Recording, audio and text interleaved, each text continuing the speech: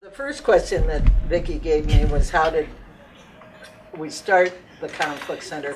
And it really started long before 1987. In 1975, I moved to Denver and taught in a barrio school on the near west side. My only real teaching experience in the sense of traditional classroom. I was a social studies and language arts teacher for middle school.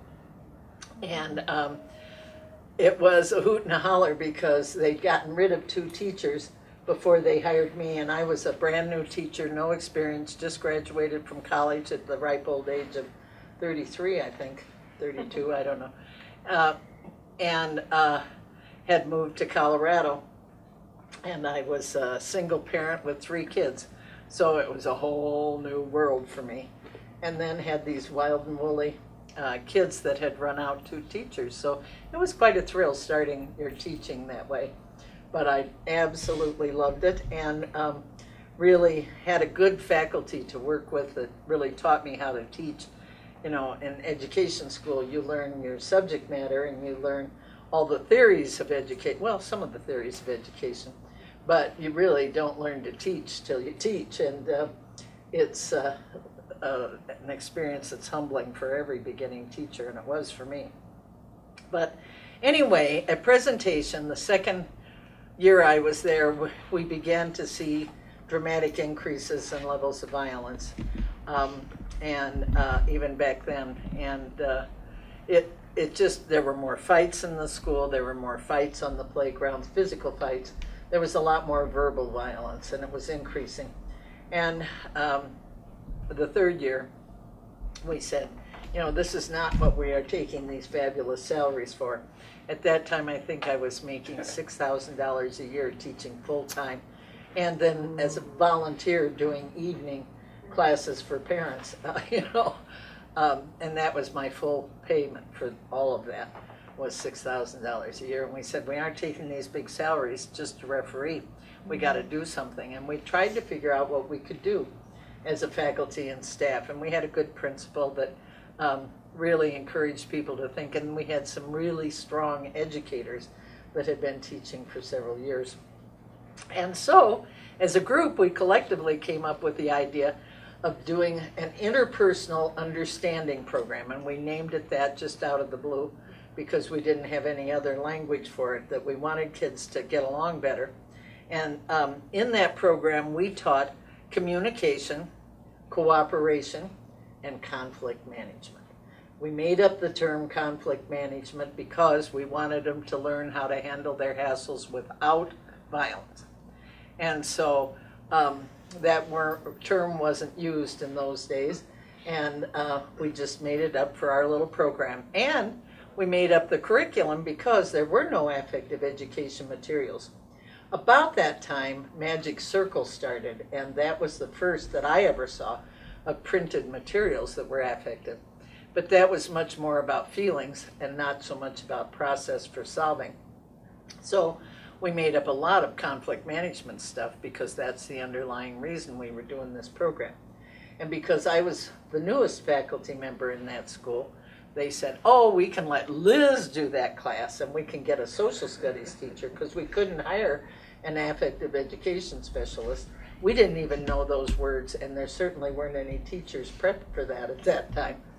And so, silly me, I said, oh, sure, that'd be fun, I'll try it. And I saw every kid in the school once a week in a small group, and then the teachers taught 2 or 3 lessons a week to reinforce in the classroom, assuming we could write them. And Mo Quigley was there, Teresa Castle, Vicki Toronto, who just recently retired as an assistant principal at St. Anne's School up in Arvada. They were all seasoned educators, and they helped write lessons too.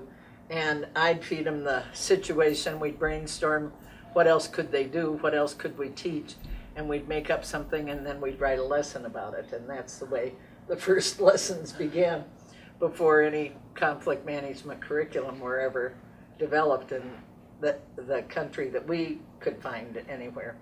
So it was an exciting time. And it was a, fly by the seat of your pants time. It was not organized or put together in any meaningful way. But the results were rather dramatic. In less than a semester's time, we had completely eliminated all physical fighting in that school and reduced the verbal fighting significantly. And after 2 years of the program, which there was no physical fighting, honest and true, it just didn't happen. Now, maybe it happened after school, or maybe it happened at the park, or yada yada. I'm not saying any of them grew wings, but there was no fighting in the school. At the end of either a semester and a half or two, I mean, a year and a half or 2 years, I can't remember exactly, 2 7th graders in a passing period smacked each other. And that was the first time there was any physical fighting. They were aghast that they had done such a thing, which was amazing. And the whole school went into mourning because the peace had been broken. And that's where I got the fire in my belly that said, this is what God wants of me. This is what life should be about for me. This is what I'm going to do. Because never had I seen kids own it. I'd been an activist for all my life. I started with civil rights and always cared about justice. And it came out of a faith perspective for me. And it was a big deal to try to make a more just and peaceful world for my whole life. But trying to shape up Gorbachev and Reagan and people like that, I was not very successful. And this felt like real meaningful success in the sense the kids owned it. It wasn't something we were doing to them, for them, about them. It was them owning this that made the huge difference and made me a believer for life that this really is something that can work for everybody to bring about real peace. Every faith that I've ever taught with or worked with, and it's been a lot of faiths, all call their constituents to peacemaking. And not one of them tells them how to get there, other than be nice, say your prayers, do good deeds, And that's all true, but the skill part is so totally missing.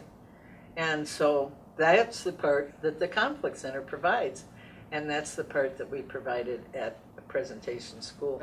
I went back there last October when it was Conflict Resolution Month. Every professional in the field was asked to donate 20 hours of pro bono services to show 10? 10 for 10. It was only 10. Thank you. Only 10 hours, pardon me. Of course, she's an overachiever.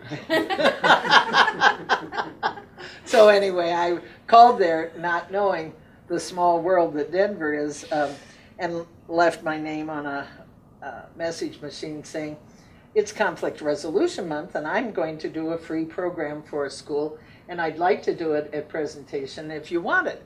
And if you don't, it's perfectly fine, but I'd like to meet with the principal and tell you about it and see if it meets your school's needs.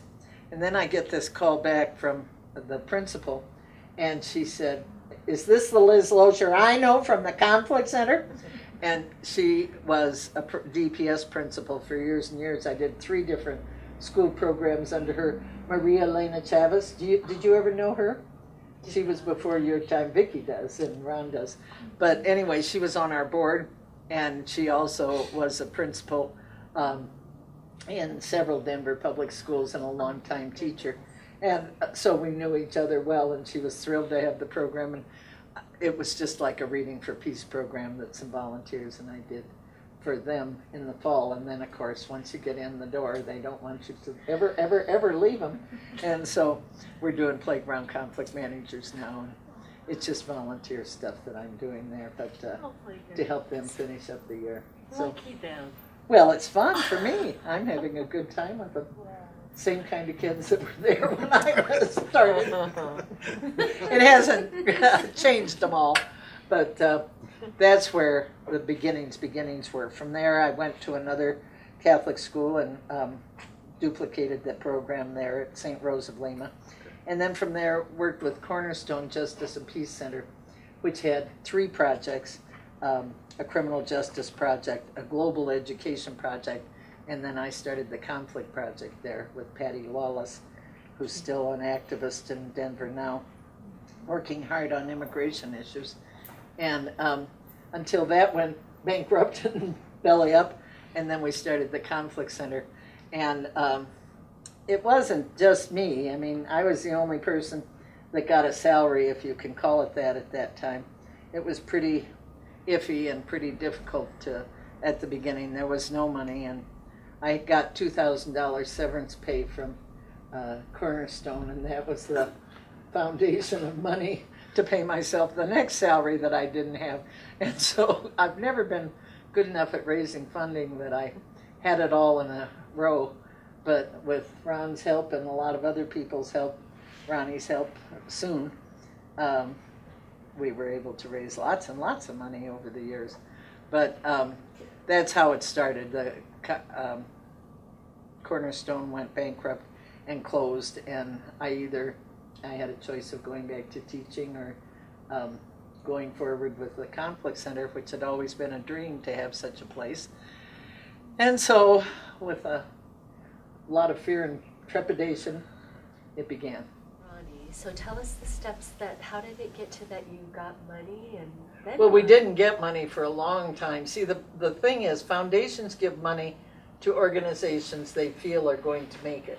Yeah. When you're sitting in your family room with a desk and a bunch of boxes, a little bit of prison furniture that I bought from Cornerstone, it was actually made in prisons. Foundations don't have a lot of confidence in you. Right. They don't think you're going to make it.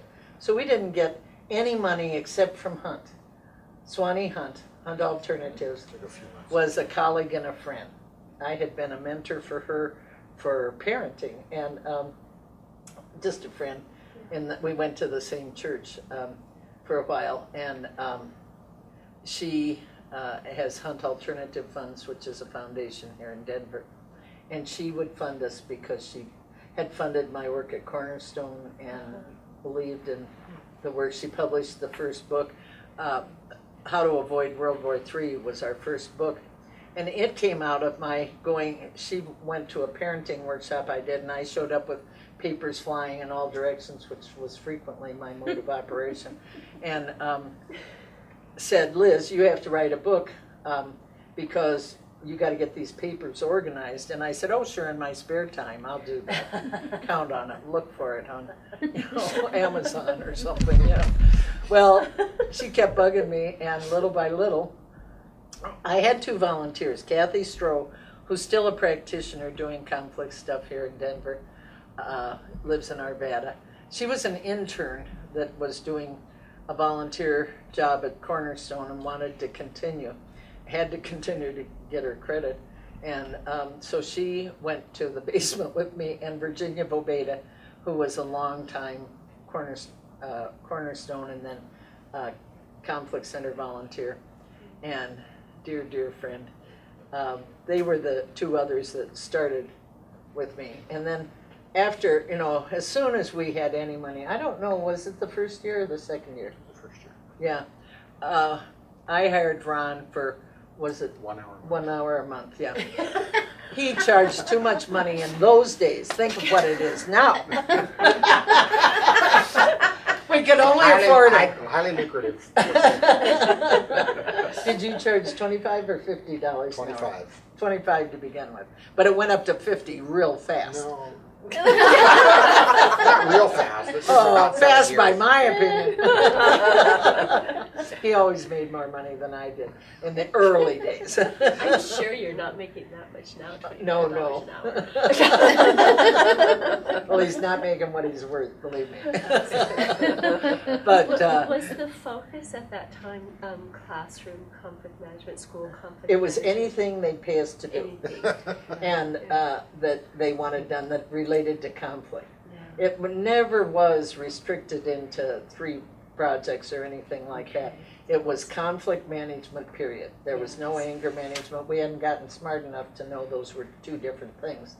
Stair steps, but 2 different things. And so it was only conflict management, but it was anywhere.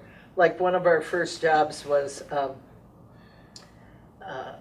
working, well, we always did schools because I knew school people from Cornerstone. And then it was always churches of all denominations because Cornerstone was supported by a bunch of different Protestant, Catholic, Jewish There were a few, not. temples, or the Jewish maybe came later, I don't know, but they were supportive too. But all different religions, but adult ed and kids ed in churches too. So that was the base, the constituency. And, you know, what I brought from presentation was a good reputation with educators. And then what I brought from Cornerstone was the justice stuff that connected it together, that peacemaking had to be the basis of justice. And, or justice had to be the basis of peacemaking. It's hand in glove. And so there were some constituents that wanted work. Very few of them had any budget, but they wanted work. And so we started just doing, and always did free work, always did work for people that had no resources, and then tried to do enough paid to keep the place afloat. Our first budget for the year was $18,000. We didn't make it. We didn't make the second year either. But the third year we finally made our budget, which meant, you know, there just was not any money. It had to be a leap of faith and enough money to scrap by. And then sometimes I did odd jobs just to make a little extra money because I had 3 kids to take care of too. And so it wasn't just me. But that's how we began, and then little by little. And the reason we hired Ron for an hour a month was I've always known what I'm good at and what I'm not good at. And I was pretty good at teaching, and I was pretty good at writing. I was pretty good at creating. Other people taught me to learn to be good at fundraising. I was not good at fundraising at the beginning. But Ron was good at keeping the decimal points in the right place and adding up the numbers. And I knew I was not good at that at all. And so he told me, out of the kindness of his heart, and did not get paid, he told me how to set up the books. And then I did all that work, and then he'd go over it each month and say, here are your mistakes, which sometimes were numerous, and this is okay now, and you can, you know, that's real. And that's what he did. He looked it all over, found the mistakes, told me how to fix them, and kept us out of jail and out of the IRS bad list, and, you know, helped us. Kath Mullen was an attorney that wrote our 501c3, things like that. So it was all we could afford. And Ronnie started the same way after Ron. I mean, she was 3 years or so, Several years after, 3 or 4 years. But we started with 1 hour, and she looked at the grants that I would write and tell me, this is really stupid, Liz, fix that, and, you know, make it better, like, by doing this. I can hear Ronnie say Yeah. You can tell by her face. You said, what? We agreed that we would earn 1/3 of our budget with fees for service. Now well, let's just say all 3. Fees for service, people paid us to do the work sometimes. We would get 1/3 in grants, and those would be funders that had, you know, foundations and organizations that wanted to donate money because they believed in the cause. And the third part would be membership. And those were individuals that believed in the mission of the Conflict Center and believed in the staff of the Conflict Center and would donate either monthly or quarterly or annually to support our work. I mean, like, we make payroll once in a while by selling books. Once in a while we'd make payroll by selling t-shirts. Once in a while we'd make payroll by having a sale of all kinds of things, plants or cookies or whatever we could think of. We'd sell it. And we were very entrepreneurial in the sense that we wanted to run like a business. We wanted to be accountable as business has to be accountable. We wanted to be, bless you, honest, and you know, really figure out a way to do our mission and still operate like a business. And we did that, and people liked that, and funders especially liked it, because so many nonprofits set out and they put themselves out to the funders, and here we are, support us. Well, how outrageous, because there are thousands of groups that want support. who were we to assume they would support us over another 999 other nonprofits? So we thought by earning some money that it did two things. First of all, we charged really big fees for workshops with folks that had big budgets. Like I did Home Roberts and Owens, which was the largest law firm here in Denver. Coors Brewery, we helped start what became one of the best alternative dispute resolution programs business put in the country. I mean, for those kind of groups, we charge silly, huge fees. My biggest fee ever, I gotta tell you this so you know there's hope. I was invited to speak to a whole bunch of superintendents of schools in Ohio before I moved there. Remember that when I went? And do you remember the fee? Nord, yeah. Do you remember the fee I got? $3,500 for 1 hour's talk. Can you believe it? It's the biggest fee I ever got. And all the fees went back to the conflict center. Nobody kept any fees. It all went back in to pay everybody's salaries. And so that's the entrepreneurial part, is that it built an organization because we weren't afraid to compete with big kind of consultants and people like that. And it honed our skills. We became super professional speakers. And I mean, none of us were that to begin with, but we learned how and did it in order to be able to charge good fees for those that had lots of money and big budgets, and small fees or no fees for those that were truly poor. And so I think it was very entrepreneurial. The other part that was very entrepreneurial is evaluation. We evaluated every single program, never ever skipping evaluating a program. And then always use those evaluations to inform program. We read them carefully and we modified. If they didn't like this, we changed it to that. Maybe teaching the exact same thing, but we'd do it differently. And that's how the lessons were honed and honed and honed. And you got the curriculum that you have today. It's still the same stuff, but it's been polished and polished and polished to get better and better. And that way, you know your stuff is really good and working because it's withstood the test of time. Can I throw in this here? She talked a bit about being entrepreneurial and how she charged big fees, and this is a confession on my part, but do you remember when Lynn Newton and I were sitting in your living room and this was just as you were thinking about getting the organization started? She didn't want to have a board of directors, which she can talk about that story a little bit later, but she was... I didn't want to have a functioning board of directors. I wanted a board of directors because I wanted a nonprofit. She didn't want anybody to tell her what to do. You got that right. So she didn't have a full board at that time. I guess there was a legal board, or she was putting one together, but she was asking a number of us that she knew, and Liz and I had worked together at Cornerstone. That's kind of where we met. She was asking a number of us what she should do, and I argued very, very strongly for her not to start a nonprofit. I don't know whether she remembers that. I do. I said she was wrong. And where would you be if I we know. had followed your advice? I'm telling you, I'm wrong. She was right. I was getting to that. No.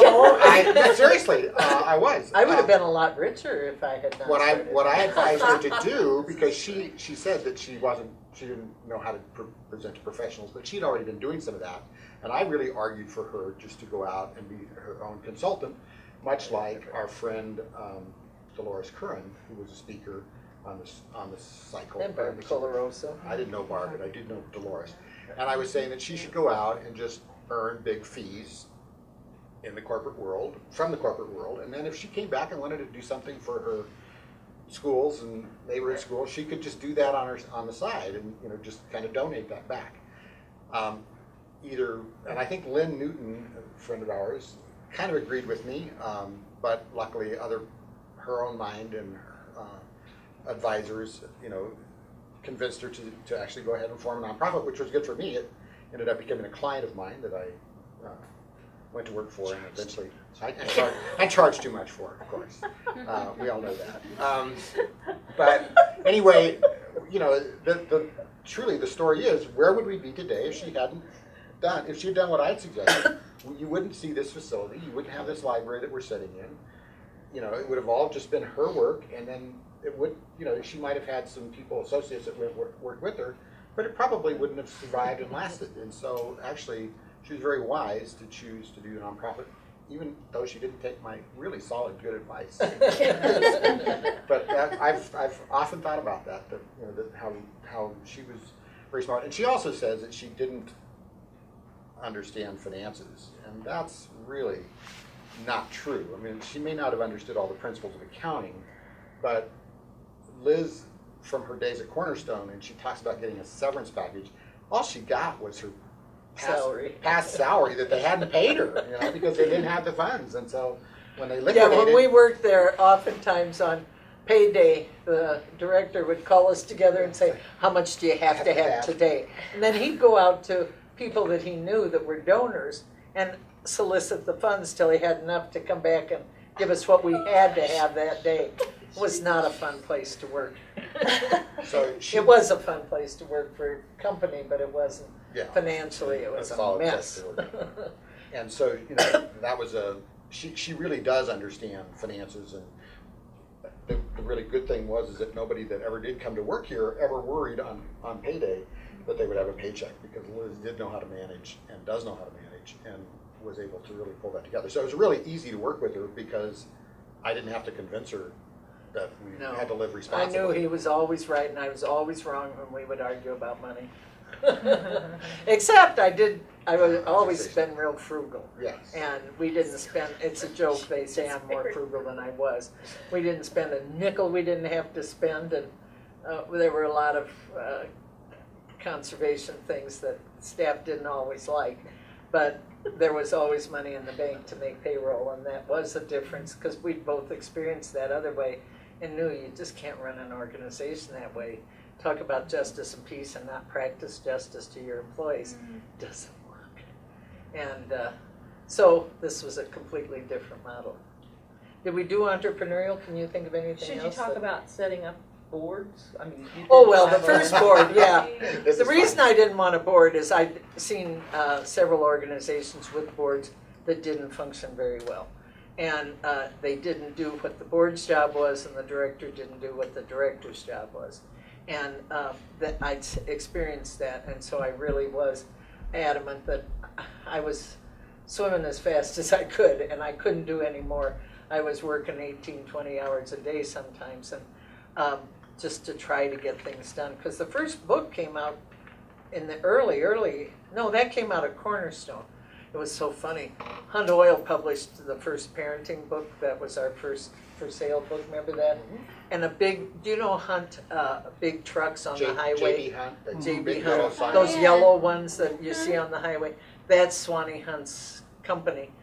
Her family's company. And she had it published by Hunt Oil at their corporate headquarters where they had this whole publishing office.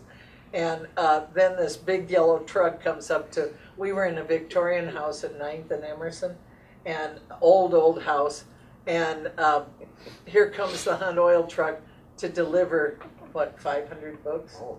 I mean, it was boxes and boxes, but it wasn't like in a big truck, it didn't look like a drop, but they're delivering our books from Hunt Oil. That was funny. But what was the first thing I was supposed to talk about? The board. Oh, the board. So anyway, I wanted no part of a real board because I knew what I was going to do. I was determined I was going to do it. And I didn't want anybody telling me what to do that was stupid, because sometimes we did stupid stuff that didn't keep us alive. And so, in my opinion, stupid. And so I had my son, judgment. who was 20 years old at the beginning. 20 years old, and a student at CU. He was the president. Kathy Petty's parents were the vice president and the treasurer, and that's all we had to have. Yeah, to have three.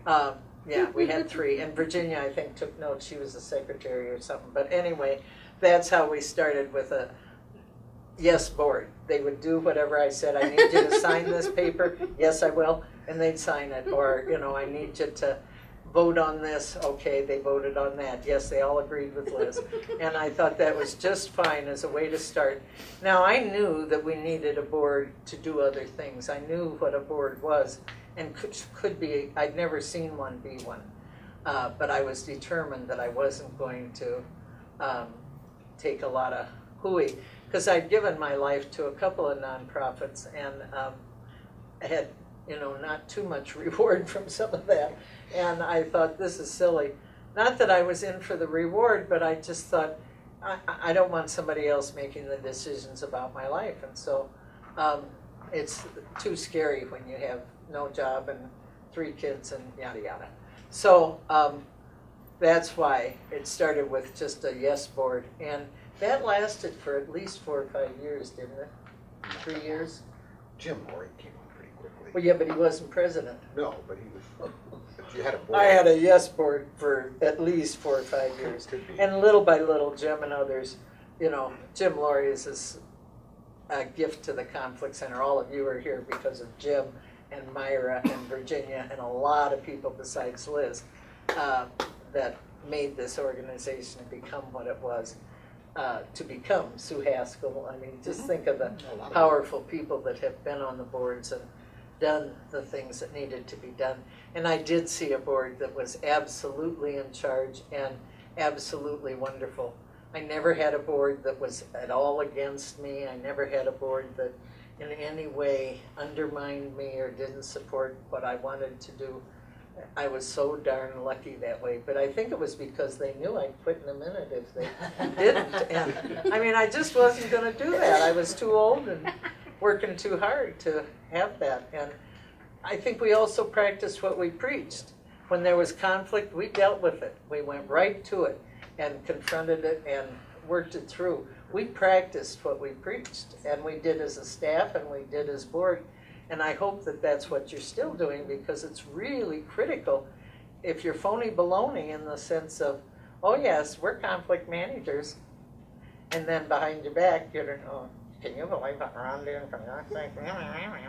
You know, that is not practicing what you're preaching, and that's where all the crooked stuff with boards and staffs and power over and all of that gets going, I think. The other thing that Liz did, and lots of people are very surprised that this works, but it still works, is that when they set up the board, she insisted, and the board went along with it, typical, that they base everything on a consensus model so that all the decisions, everybody had to agree to it. And if they didn't agree, they worked on it until everybody could agree.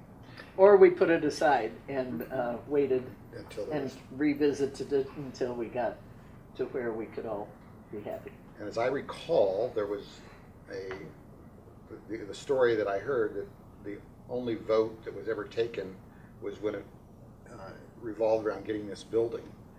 And they stood across the street here and debated whether to accept this building, because it was questioned whether it was a real asset or whether it was a asbestos-ridden liability. Which it was. And one board member, Jesse, I think, has told us that he just could not vote for that, and that was the one time that the board felt like they had to make a decision and move forward. And so they have the provision, and we still have it, that they can make a decision if there's a crucial issue, and vote. And they voted for it, and Jesse abstained, or I don't think he Yes. voted against it. He abstained from voting. Yeah.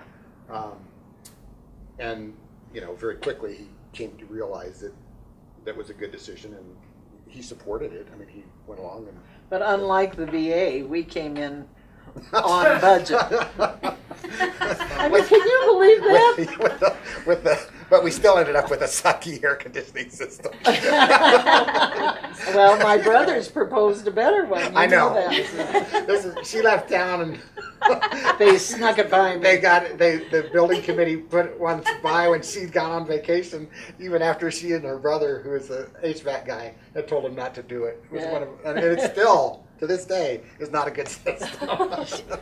It works, but it doesn't work well. Those of you who were in this room That's yesterday, where we had too many people and not enough ventilation. Oh. Okay, questions, comments, things you're interested in. Somebody Well, first, let's do that. Well, I like hearing about you talking how the curriculum was developed. I mean, that's what got me involved with the Conflict Center. I mean, I love the courses that we teach, and I like being part of them, training them, teaching them. Was there any other courses maybe in the history of the Conflict Center that maybe you wanted to add or build that just didn't go anywhere? Like you're sharing a story about the books you have published. So is there like a history of, I don't know, projects that didn't get completed, or maybe other things you wanted to create that you just didn't have time for? Well, there are three curriculum that are still in print, and one that isn't, and a parenting book that's not in print. But there are copies in the library, aren't there? Yeah, And it still of those. informs the parenting Yeah. trainings that we do. It's based on the same principles. There were lots of things we didn't get done, and there were lots of things we threw out as we found something better. Is there anything that we threw out that, it was small pieces. The core was always solid. The core kept moving forward. But then additional lessons, and we did a lot more parenting than you're doing now, as I understand it. Is that right? You're not doing a ton of parenting? We did a lot more staff trainings for business, for congregations, for schools, for whole staff. Is that right? I mean, that's a little bit less now. So it sounds like your program's narrowed a bit in the sense of it isn't everything, we just took every job because we needed the money. And but we really were passionate about it. We served 30,000 people one year. Wow. 30,000 people. And that's a lot of people with a staff of 14. But we had a lot of trainers. We didn't have very The many system was administrators. really different. It was a very different system.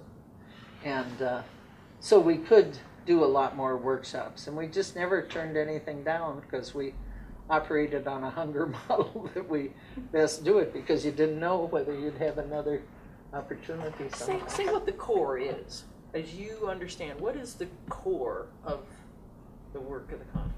Well, the the core core- curriculum is what I'm talking about. The core curriculum is interpersonal skill building, and it is to teach people to the practical skills of peacemaking. And so it starts with problem ownership. I mean, everybody that's in conflict owns a piece of the problem. If they aren't owning a piece of the problem, you aren't going to get a solution. So, that's at the core. At the core is nobody's perfect, nobody has the one right answer. Together we can make better answers than we can individually, stuff like that. It's building good communication skills and thinking outside the box. If the first thing doesn't work, then you have to have number 2, number 3, number 4. A lot of people don't know how to brainstorm. Brainstorming is a critical skill to be able to problem solve, because oftentimes the first thing, even if it's a great idea, if it doesn't work, you got to try something else. And so being flexible and being able to think outside the box is important. Being able to problem solve, to see conflict as a problem, not to see it, the person as a problem, but the issue as a problem, the situation as a problem. And then to be able to dissect it and say, okay, we tried this and this. This part worked, that part didn't. Throw away that part. We get so much ego in I'm right and you're wrong in our culture, I think, in the U.S., that we don't think enough about this part worked, that part didn't. It could be the greatest idea ever, but if it didn't work, we need to move on and try something else. So those are kind of some of the core pieces. What are some more, Vicki? You help me. Well, let me ask you two things. First of all, you said conflict is the problem, but then tell why you see conflict as not negative, because I know you do, or you wouldn't have named our center the Conflict Center.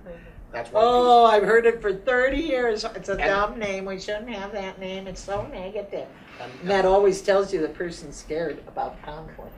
And just so you know, it will not be rebranded under the leadership of Destructive.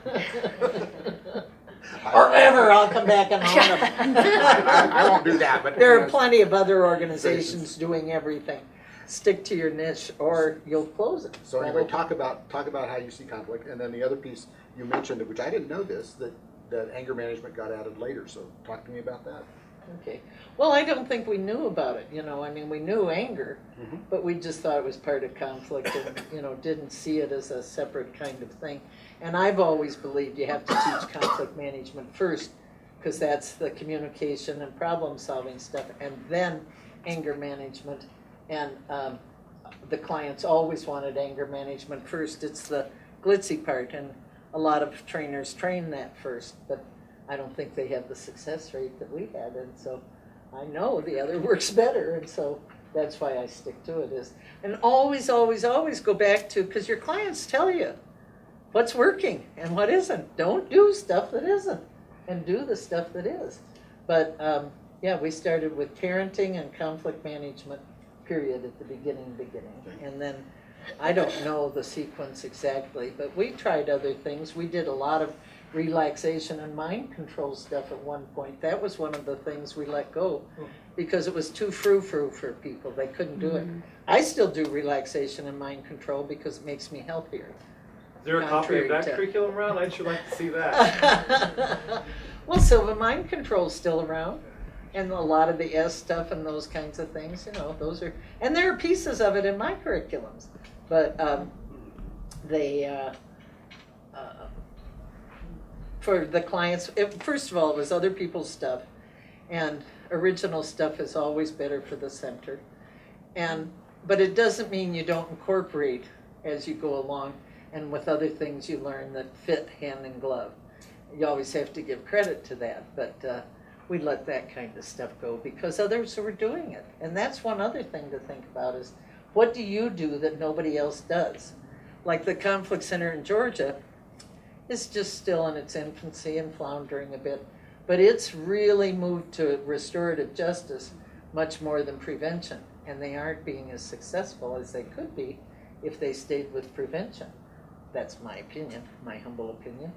Of course it's right. But, well, time will tell. If they can make it, I hope they can. I want them to. I'm on their board. I really work hard for it. But a long-distance board member is not a good board member. But, I think there's a niche here that nobody else is doing, nationally or locally. They'll do pieces of it. They'll take parts of it, but nobody else is doing it, and that's why it's been so successful over the years. Is everybody has conflict every day. Everybody needs to do a little better with conflict every day. You have those jobs to do that. There aren't very many people that can say, I do something that most people can't do, or are afraid to do, or feel inadequate to do. You give people confidence that they can do it. And thousands, I'll bet over 100,000 people, maybe 200,000 people have been served by the Conflict Center. It'd be fun to do the numbers sometime and just look at how many people, and it'd be a guesstimate, but we kept records for a long, long time every year of how many people were served. And that would be fun to add up and see. Not that some might not be dupes, but Sure. still, to say how many people the Conflict Center served over those years, it's a lot. Or did you have it planned, or was it always seat of your pants? Remember how they always wanted me to make a 2-year plan or a 5-year plan? She loves strategic planning. I hated strategic planning. I bet I've done 10 of them in my lifetime, and it's a long lifetime. And not one of them ever came to fruition. I think it's the stupidest thing anybody can do. Strategic planning. I mean, what a joke. Especially in the nonprofit world, because you don't have a clue. Some big contractor comes along and gives you, well, in our day it was a $5,000 contract. Today it's probably a $25,000 contract. But, and everything changes. You can add a person, you can assure that other work can get done. For me, it was a big deal that every single time we got a big chunk of money, there had to be more poverty work to use some of that money. And That's so your strategic plan.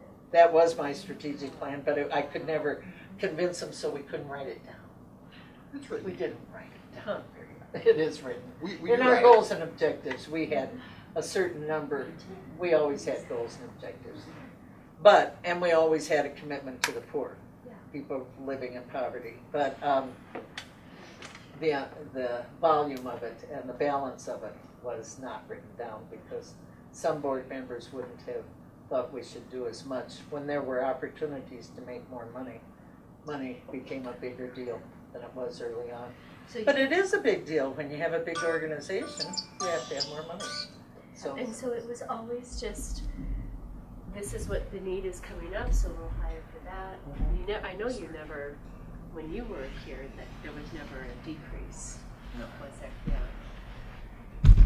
well, and it was coming into its own as a field too. At the beginning, when you'd meet somebody at a party or something and they'd say, oh, what do you do? And I'd say, I'm a conflict manager. And they would say, you counsel who? There was no language for it. Nobody knew what a conflict manager was. And they thought I was mumbling or saying counseling. Still feels like that today when you try to explain what we do. They're like, what? Yeah. Yeah. Just tell people you teach them how to handle hassles Yeah. non-violently That's right. That under and to come see. But when Invite you 'em to come Google see. conflict management and anger management, a lot more pops up. There wasn't even Google in When, those then days. when, Yeah. Yellow We pages. didn't Yellow have a pages. computer in the old days. Computers in those days. Yeah. Yeah. Shared one. We shared our first one for a very long time. Yeah. That was the dark ages in a lot of ways when you consider what you have now. But The other work that they did more of, and I think it's just largely because of Liz's skill, they did more facilitations, group facilitations. we got invited to the best fights in town. that's, yeah, more Referee. mediation type. One of the really fun ones was going to Chicago. Remember Edwina Gately? I remember it. I remember that. Well, Edwina Gately is this wild prophet that is tough lady, good lady. Huh? Originally from the UK, Yeah, from Great Britain.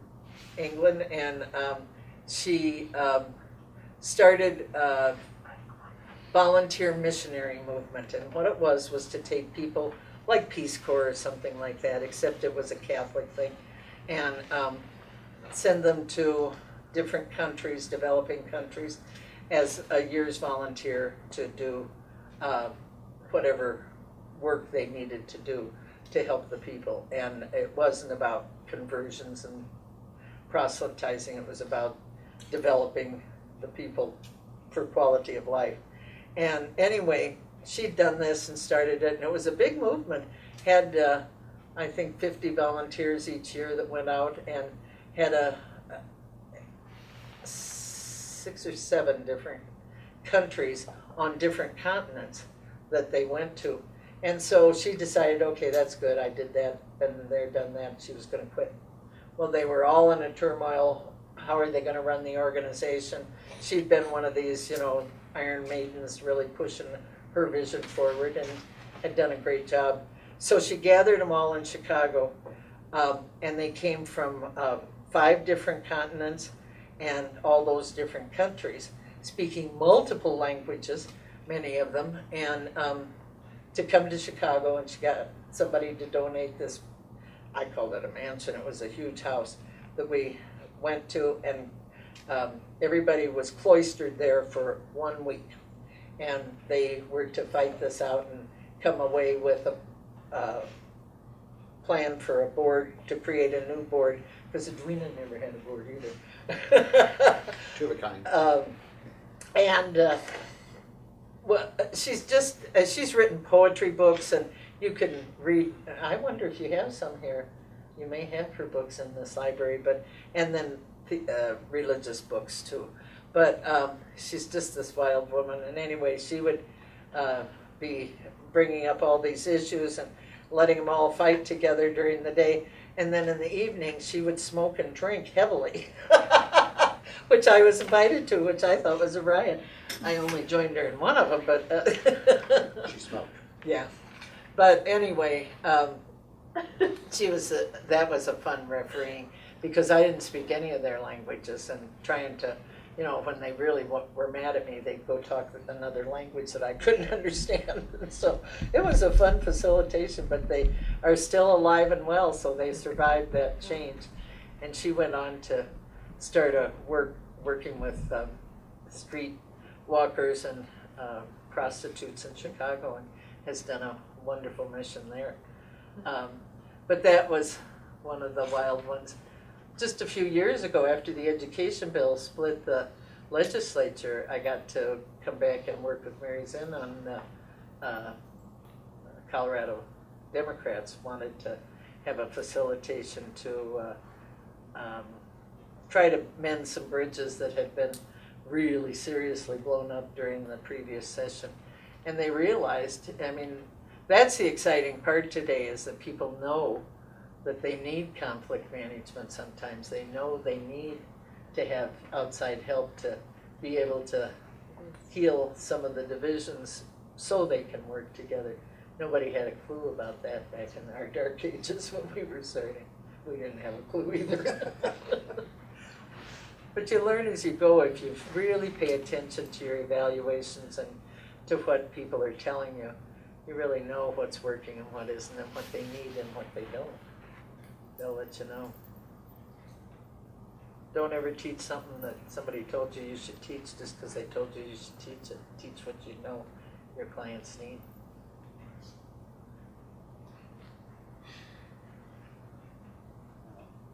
Make sense? Head nod? Other questions? Any other questions or comments? You guys haven't said anything much. You have a couple. Well, I guess I'll share. Do you remember how we met? So I just had got hired here as a staff. I mean, I was already volunteering here for him. We had our first film for thought event. So I'm trying to introduce myself to people and think about who could be a potential volunteer and share about programs. And Liz is walking around the table. So I'm like, hi, I'm Theo and I'm the volunteer intern coordinator. What brings you to the conflict center? She looks at me. She's like, my name is Liz and I started this place. Okay, I guess I should know who you are. Yeah. Oh, I'm sorry. I've forgotten that one. So that was a nice way to meet, but Well, you were doing your job. That was what was important.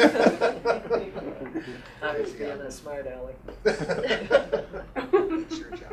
Which isn't always my job, no. That's nice. Have you had good internships so far? Are you enjoying? Are you learning a lot? Yeah. Good. And you're all social work? School of Social Work? No. Go No. around. Let's Yeah, go let's talk around. about your You program. know us. I do. Start with I'm Sophia. Sophia, and I'm at Metro. I'm a social work student, and I've learned a lot. Yeah. What program are you, tell them which program you're working So on. I'm doing Reading for Peace, volunteers, organizing that, and I've loved it. Marion Bakken and I dreamed that program up together, and it's just been a lovely, lovely program forever. I Kids think- love it, teachers love it, everybody loves it. Yeah, we all learn from it. The interns, the volunteers, the kids, the teachers listening, my kids, my husband. I mean, it's Total. really good. That's the thing with this. If you let it, it'll change your life and it'll make it better. One of our, Jay McCarthy started out as a Reading for Peace volunteer Yes. and became one of our board Best. presidents and Yeah. and he's still involved with us on the, He's a Home Roberts and Owens very smart attorney. started out with Reading for Peace. Go ahead, Jay. I'm Karen and I'm a social work student at Metro.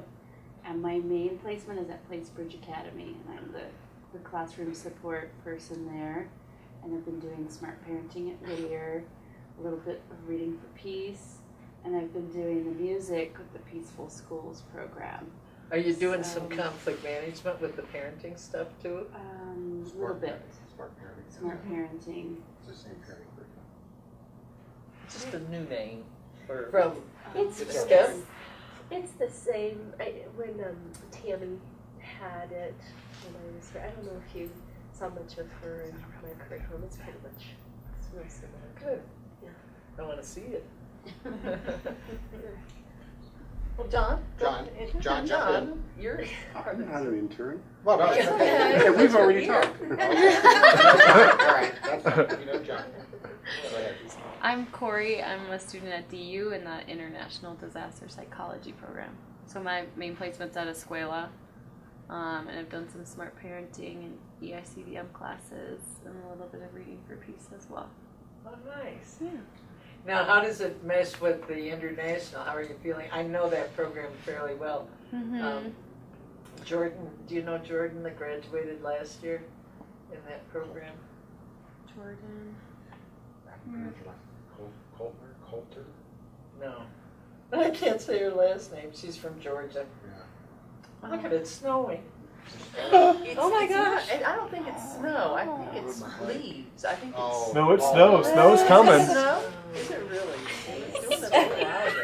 That's a lot of apple blossoms. If It it's is. It is. leaves. It could be. Colorado. It's supposed to It snow just tomorrow, came in yeah. the wind. Sorry. That could be. It's supposed to. I think it's. I thought that was like. Oh, an you. April But snow is coming tomorrow. But I So. think it is gonna snow. It's Jordan Courtney. There's apple blossoms all over the street. Okay. I don't know. I don't know. Yeah. Maybe a couple of years back. But, yeah. I guess it's me. Go ahead, Sharon. Behind the camera. I'm Shannon. I'm in the graduate school of social work at DU. I've done a lot of random stuff.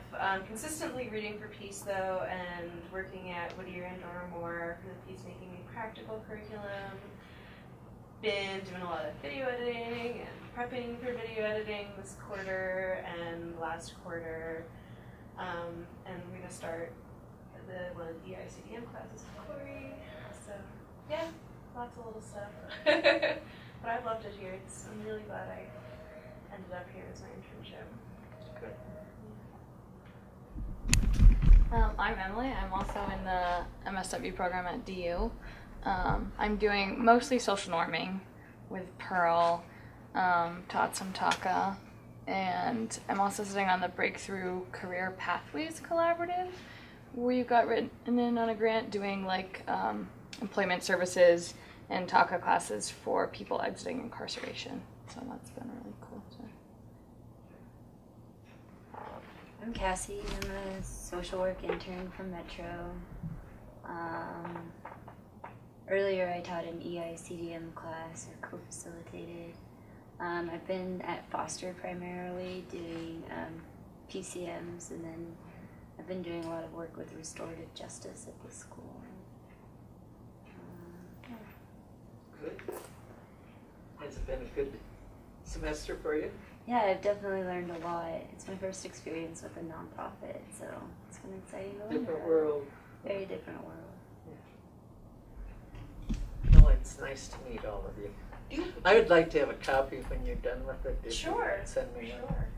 Do you have questions for Liz? Because, like, she's got the longest resume of expertise about what do you do when, Yeah. or if somebody does this, what do I do next? You know, like, if you want to know, if you Put her on the got, spot, challenge what her. should I have said or done, or what? How do you respond to, you know?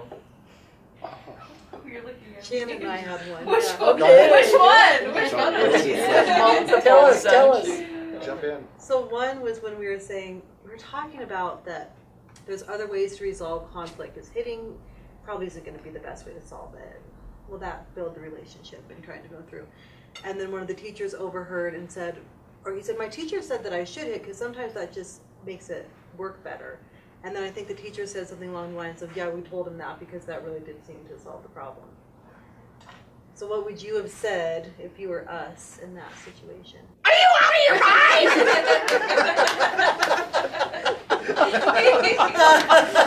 I couldn't resist. Have you done anything with that? I would Kind like to role play with one of you. Would either of you want to be that teacher? Or no, you could be you. Now let me see, how do I want to, no, I want you to be the teacher and I'll be you. And I can show you some ways, different ways. Will you role play with me? Okay. When did you talk to her? Was it after the class or? But am I being the teacher During or the- me? I'm the teacher. I'm me. You're the It teacher. was Yeah, you're directly, the like, right as Reading for Peace started, the first like 30 seconds of the conversation, I asked, what is conflict? The kids defined it and said, yeah. Oh, so it was we were during talking Reading it. for Peace. Yeah, during. Yeah, it was like really actually early. during. Yeah. Okay. And she said that. And then what did you do? It was It was Fainted? Shannon. Go ahead, Shannon, roll play. I said yes, it can be difficult sometimes, but there can be other ways to solve it. And then just turned to the Quickly kids. I was moved like on. freaking out internally, as Yes. everybody knows, and just kind of like turned away, hoping that it was like ending the conversation, and just kept going with reading for peace because Yeah. I was just kind of freaking out. Okay. Well, what I would like to do, I mean, I would have probably done similarly, and I think that you should not address it at that moment because you really need to have a conversation with the teacher. And I'd like to show you 2 or 3 ways and have you be the teacher, I'll be you, see how it feels to be the teacher, and let's role play it. I need to get closer to you, Karima. Can we just change seats?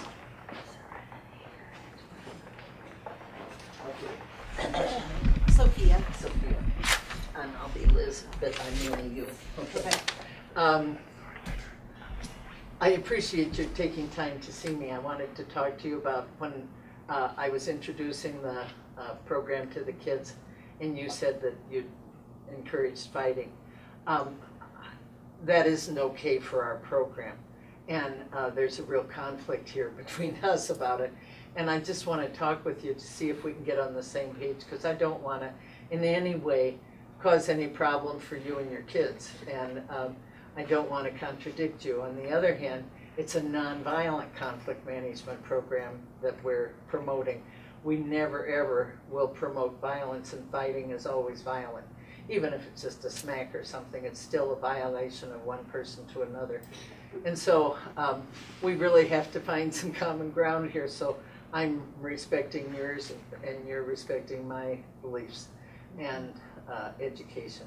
Did you know it was a nonviolent program, or did they tell you that part? I don't think I really knew exactly what was happening. And that's hard. Yeah. I mean, there's so much going on in any classroom, and there's so many memos and stuff. I'm sure it's easy not to. But our point is that violence usually creates more violence. And if hitting is the way to solve things, then there'll be more hitting. And so our whole deal is to try to teach kids other ways. Now, can you tell me a situation where it really worked well for you? Well, the reason why I thought it worked well for them was because he kept picking on him over and over and over again. And so then he did it one time, and then he didn't pick on him anymore. Yeah. And sometimes that can happen, but sometimes it can also build more violence. Have you seen it work the other way, where I have. one kid hits another and then they all start fighting more and they Yes. fight worse and bigger fights? And yeah, we've all seen that too. So how can we find some common ground here that can respect our program and also respect your right to run your classroom? Well, I think that if we have more and we practice it, it'll be helpful. I think for me it's hard because I have so many kids and I'm trying to change everything at once. That's hard.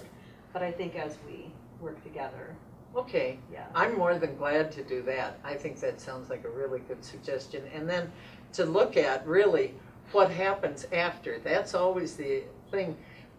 Conflict, there's a bazillion strategies to handle conflict. We've all seen lots and lots of them. Some of them make it better, some of it make it worse. And sometimes it just keeps it going, bubbling under the surface.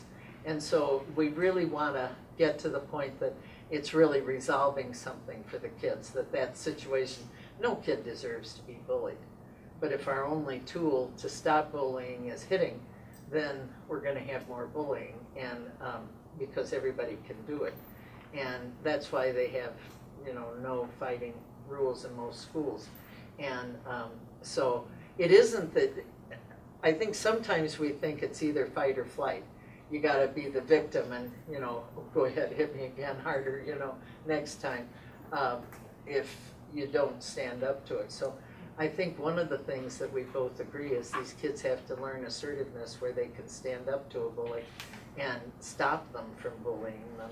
But my position would be to have them do it nonviolently.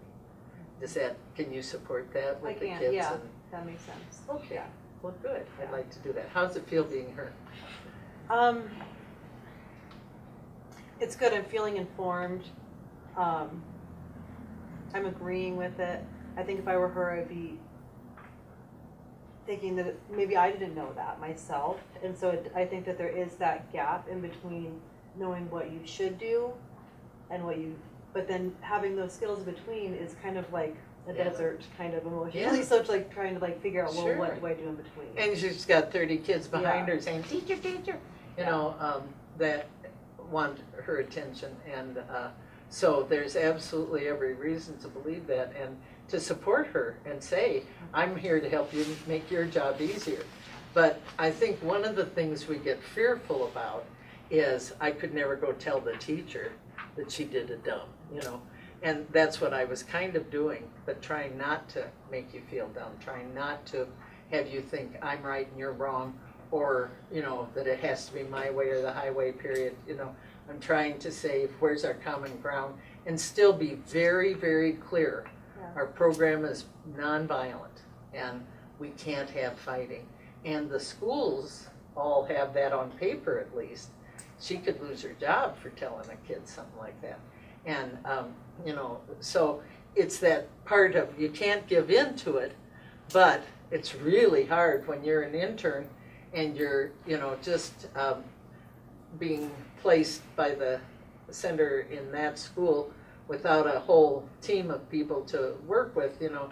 There you're somebody that's brand new to her and brand new to the school. It's hard to do, but it was trying to have that balance between the two, to not do what I did first. Yeah. And I think another thing that was going on, which would be fun to play with too, was that she did seek help from the principal or the front office, and she never got any help. Support. And so she just needed to figure Resorted out what to do back on her to own. Her own So if she skills. had, so if you had Yeah. said something like that, how would you have supported her with that?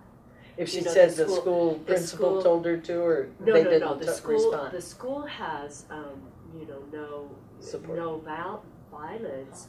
But what am I going to do when I've got all of these young kindergarten students and they're picking on each other and I have no support? What am I supposed to do? So Teach conflict management skills. And that's the whole thing. That's just a perfect opening to say, have I got a deal for you? Here's a curriculum and here are 5 lessons. I'll bring you 5 lessons next time. See, in the old days, we did the whole school and they all taught the curriculum, so it was easier. You're doing Reading for Peace as a standalone, right? No. At this school, I think it has everything at this school. At that school it Foster does. does. Okay, then you just say, could I show you some of the lessons in the curriculum that might be good ones to start with, that aren't hard to do? And I'd be glad to help you do them if you wanted me to. You know, just whatever you can do to support her or him to know that you're on their team and you'll help, but only with nonviolence, because that's your job, you know. And so it's walking that tightrope between, I'm here to be helpful to you, but I'm not going to buy into this. And in her heart of hearts, she knows that's not a good idea. Every teacher knows that. But, I mean, when you're desperate and maybe she's a beginning teacher, maybe she is a bad teacher, who knows? You know, I mean, we all have bad days. There were some days. I think I could have done probably harm if I had some way to go breathe a bit on my own, you know. And everybody, we all have bad days, and that was a bad day for her. You have to assume the best of them, and then, you know, offer to help. Yeah. She needs help. and then and again convincing Reinforce the curriculum. that if you, I know that curriculum at school is just, you know, standards driven, but if you take time to teach this conflict management, you're going to have more time to teach. Are there other situations you want to have some ideas for? Yes. Yeah, I was asked to come and do a 6th grade class, Uh-huh. and so I've been with them once now, and the main problem is verbal violence, and there's a lot of name calling, a lot of biting remarks and things like "shut up," you know, and then it just escalates. There are kids who talk during instruction or they do their homework during instruction, and students are just not paying attention to the teacher, and And the teacher doesn't have any control. nope, not much. Yeah. Not much. Okay. That's I'm coaching one of the staff at a presentation right now who's had similar kinds of things. And the thing is to work more with the teacher as much with the kids, if you can, if he or she's open to that. It's really important that they learn how to manage, because you can model things and that'll inspire them maybe, or it'll, at least give them a breathing period. Nobody goes into the classroom and says, boy, I really want to screw up these kids. But it happens sometimes when they don't have the tools. So it's really a teacher problem more than a kid problem. But I think if you can learn to use a lot of direct eye contact, a lot of putting responsibility back on them. First of all, let's set some ground rules for how we're going to talk to each other. And, it seems like there's a lot of shut up and a lot of stupid and a lot of whatever you're hearing. I don't like classes that are like that, and I would bet that most of you don't like classes that are like that. Confront it head on as best you can, and then say what kind of things would help us to have a better time here. And one of the students was able to identify that she thinks they need to learn how to stop themselves or just show some impulse control. But that's where we ended. During the Did whole other kids hour, agree they with weren't able to control their impulses. I Yeah. saw what was happening. Yeah. Pretty much. But could you stop it in the middle and just say, okay, we need to get ourselves under control? A couple times, and then it would quickly disintegrate again. Stop every time. Look at them right in the eye, and say, we have to start over again. And about the third time you have to do that, say, this is kind of boring stopping over for me. Is it boring for you? But stick to it. Don't go forward, because no learning's happening anyway. And then the next time, try to have more an active thing, or, make sure you have whatever you can to make it as interesting and fun as you can. But stop it the minute they start talking and the minute they're out of control, because no learning will take place anyway. And each time, okay, are you ready now? Shall we try again? And that's the way it goes until they can do it. Because otherwise you just add, to their chaos, and they just think they can do that with everybody, and they can't. They can't learn that way. And it's a sad thing. And hopefully the teacher will get some skills too that way. But it's awfully hard when a class is out of control, and especially this late in the year. They've been out of control a long time. But it'll still happen. And the more you can use silence. Silence is a wonderful, powerful tool. Not too long, or they'll just run right over you. You'll be persona non grata. But silence can be real powerful. She isn't talking. This is Liz kind of talks weird. about the friendly silent stare, and it is an art to pull that one off. So I don't know if you can demonstrate it. But Absolutely. Go for it. It's not the evil eye. It's not the mean, I'm going to get you, kid. You're going to get sent to the office, threaten. It's just, and they know they're hosed. They know we're not going forward until they shape up. So it's just putting some of those things in your toolbox so that you can have the courage to do that, because silence is scary when you first use it. But it's it gets them quickly. And, I used some. I even turned my back on them at one point. And it was effective. But I got to work on the smile. yeah, because you I don't want to think- have them think you're mad, because then they know how to do that, and they know how to Yeah. manipulate mad.